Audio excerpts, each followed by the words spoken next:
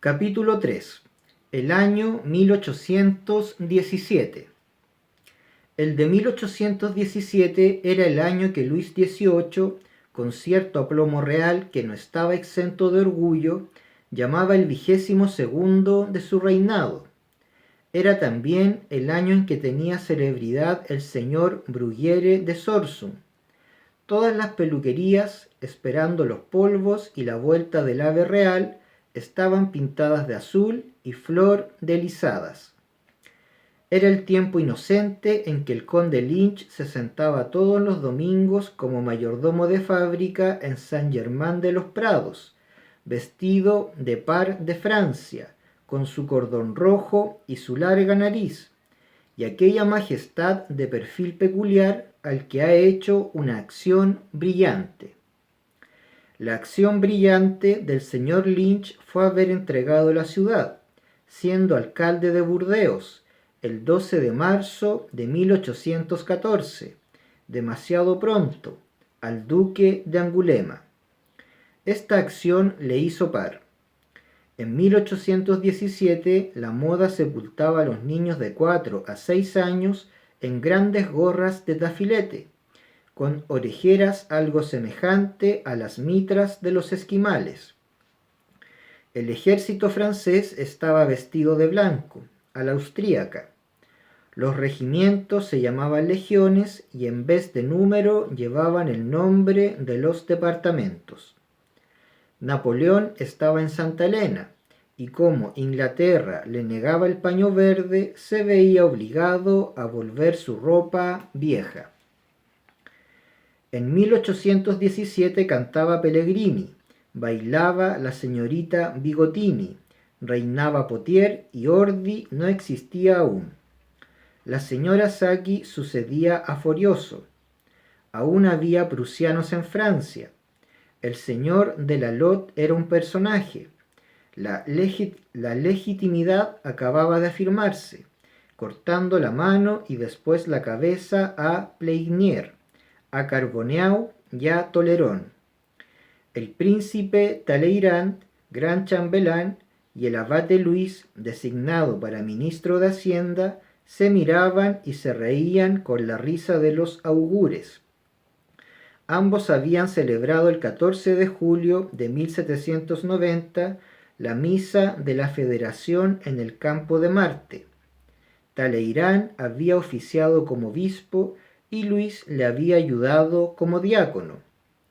En 1817, en la arboleda del mismo campo de Marte, se veían gruesos cilindros de madera expuestos a la lluvia, pudriéndose entre la hierba, pintados de azul, con restos de águilas y de abejas que habían sido doradas. Estos restos eran las columnas que 2 años antes habían sostenido el solio del emperador en el Campo de Mayo. Estaban ya ennegrecidas por el fuego de los austríacos, acampados cerca de Gros Caillou.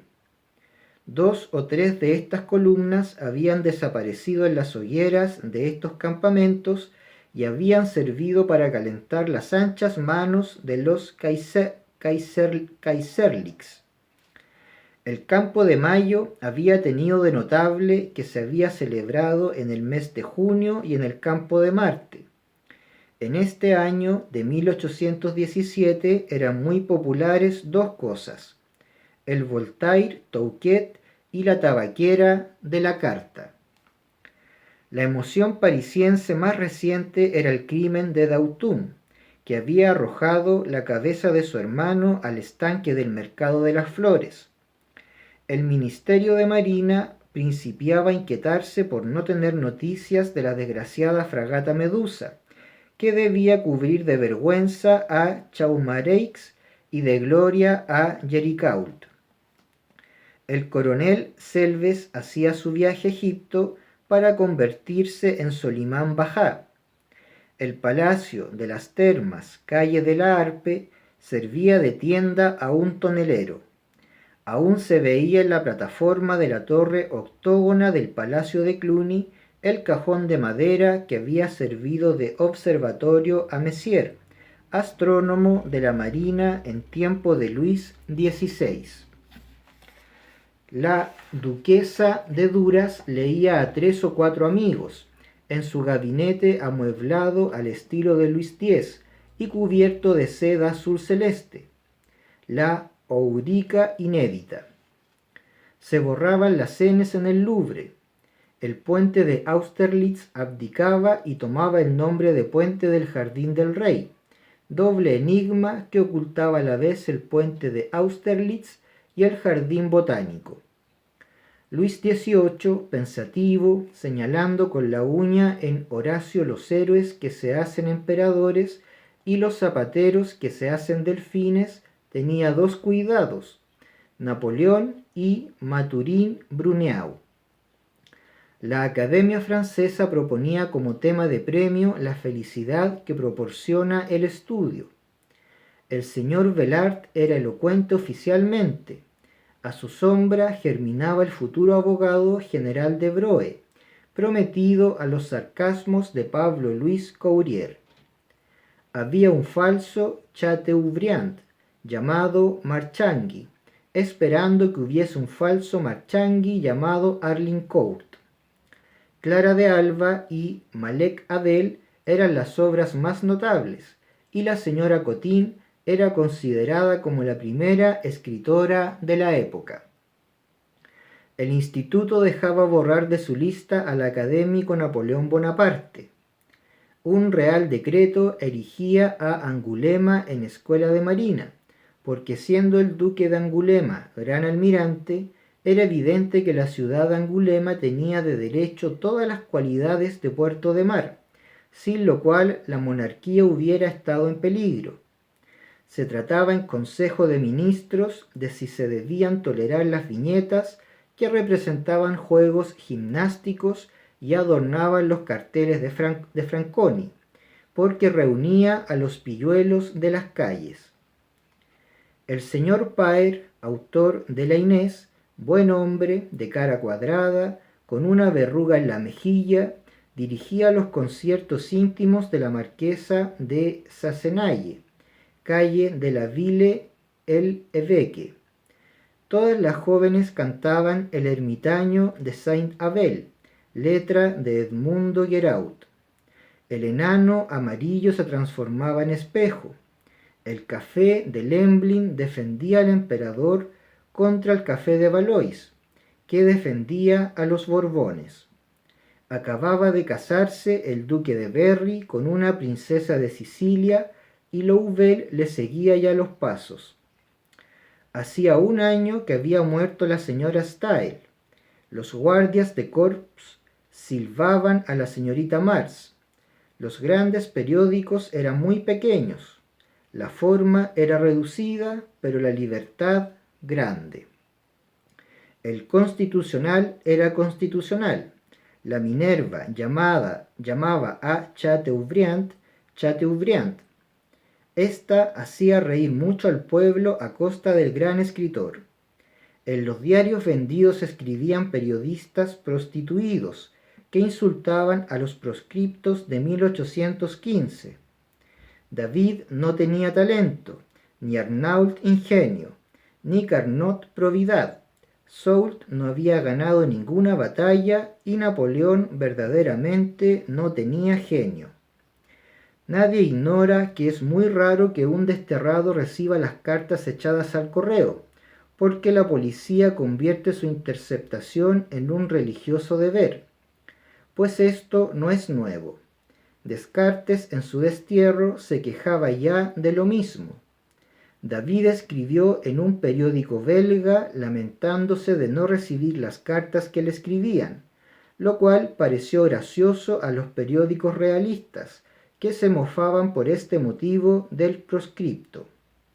Decir los regicidas o decir los votantes, decir los enemigos o decir los aliados, decir Napoleón o decir Bonaparte, eran cosas que separaban a 2 hombres más que un abismo. Todas las personas de buen sentido convenían en que Luis XVIII, llamado el autor inmortal de la carta, había cerrado para siempre la era de las revoluciones. En el terraplén del Puente Nuevo se esculpía la palabra Redivivo, en el pedestal que esperaba la estatua de Enrique IV. El señor Piet abría en las calles Terese, número 4, su conciliábulo para consolidar la monarquía.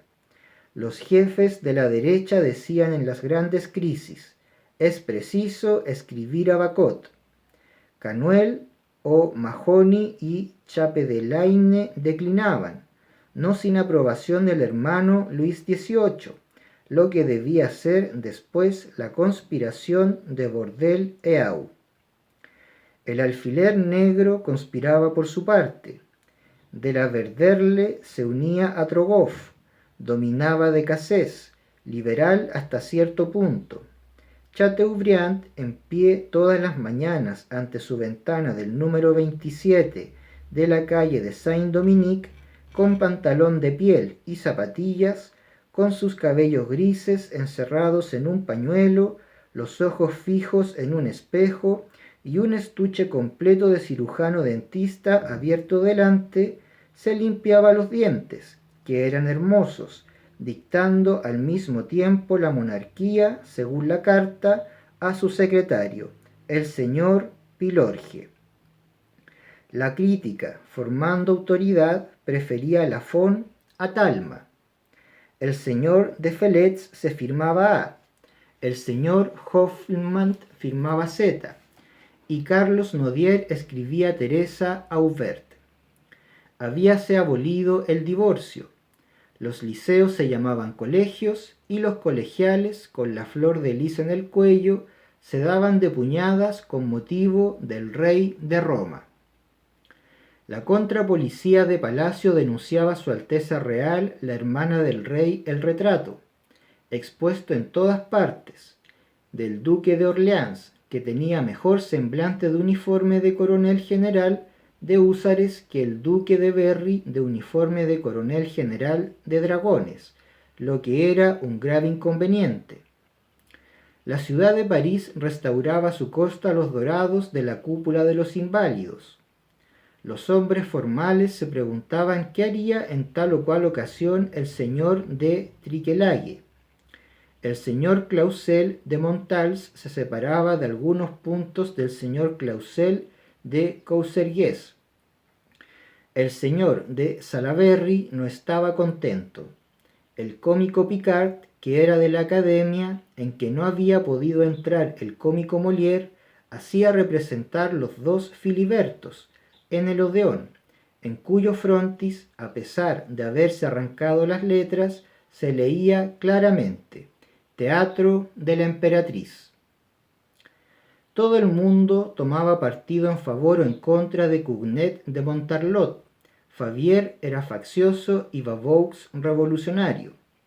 El librero Pelissier publicaba una edición de Voltaire con el título Obras de Voltaire de la Academia Francesa, y decía cándidamente: esto llama a los compradores. La opinión general era que el señor Carlos Loyson sería el genio del siglo. La envidia empezaba a morderle, signo de gloria, y se le aplicaba este verso: aun cuando Loyson vuela, se ve que tiene patas. El cardenal Fesch se negaba a hacer dimisión y administraba la diócesis de Lyon Monseñor Pins, arzobispo de Amasia. Principiaba la cuestión del valle de Dapes entre Suiza y Francia por una memoria del capitán Dufour, general después. Saint-Simon, desconocido, meditaba su sublime teoría. Había en la Academia de Ciencias un Fourier célebre, a quien ha olvidado ya la posteridad, y en una buhardilla un Fourier oscuro, de quien se acordará el porvenir. El nombre de Lord Byron principiaba a sonar, y una nota del poema de Millevoye le daba a conocer a Francia en estos términos: un tal Lord Byron. David de Angers se ensayaba en dar forma al mármol. El abate Carón citaba con elogio en el comité de seminaristas del callejón de Feulantines a un sacerdote desconocido, llamado Felicitas Roberto, que fue después Lamennais.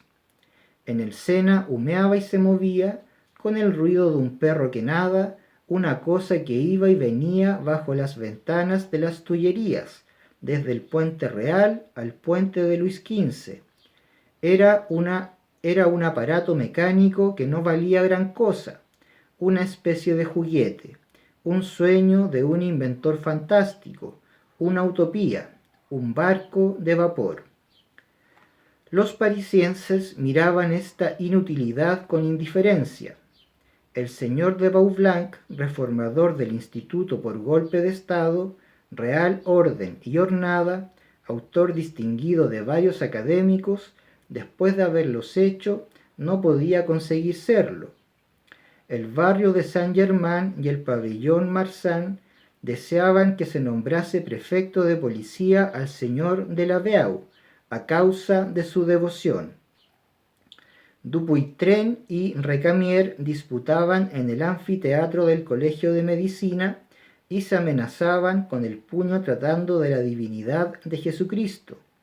Cuvier, con un ojo en el Génesis y otro en la naturaleza, se esforzaba por agradar a la reacción hipócrita, poniendo los fósiles de acuerdo con los textos sagrados y adulando a Moisés con los mastodontes. El señor Francisco de Neufchâteau, digno cultivador de la memoria de Parmentier, hacía mil esfuerzos para que Pomme de Terre se pronunciase Parmentiere, pero no lo conseguía. El abate Gregoire, antiguo obispo, antiguo convencional y antiguo senador, había pasado en la política realista al estado de infame Gregoire. Esta locución que acabamos de emplear, pasar al estado de, era denunciada como un neologismo por el señor Roger Collard. Aún podía distinguirse por su blancura en el tercer arco del puente de Jena la piedra nueva con que 2 años antes se había cubierto la boca de la mina hecha por Blücher para volar el puente. La justicia llamaba al tribunal a un hombre que, viendo entrar al conde de Artois en Nuestra Señora, había dicho en voz baja: «Por vida mía que echo de menos el tiempo en que veía a Bonaparte y a Talma entrar del brazo en Val Sauvage». Palabras sediciosas, 6 meses de prisión. Los traidores se presentaban al descubierto, hombres que se habían pasado al enemigo la víspera de una batalla, no ocultaban la recompensa e iban públicamente pavoneándose en mitad del día con todo el cinismo de las riquezas y de las dignidades. Desertores del Ligny y de Quatre Bras, en la ostentación de su infamia pagada, manifestaban su adhesión monárquica completamente desnuda, olvidando lo que se dice en las paredes interiores de las columnas mingitorias de Inglaterra: «Please adjust your dress before leaving», o lo que es lo mismo, sirva usted abrocharse antes de salir. Esto era lo que sobrenadaba confusamente en el año 1817, olvidado ya hoy. La historia no se hace cargo de todas estas particularidades, y no puede tampoco hacer otra cosa, porque la invadiría el infinito. Sin embargo, estos detalles que se llaman pequeños, no hay hechos pequeños en la humanidad ni hojas pequeñas en la vegetación, son útiles. La figura de los siglos se compone de la fisonomía de los años.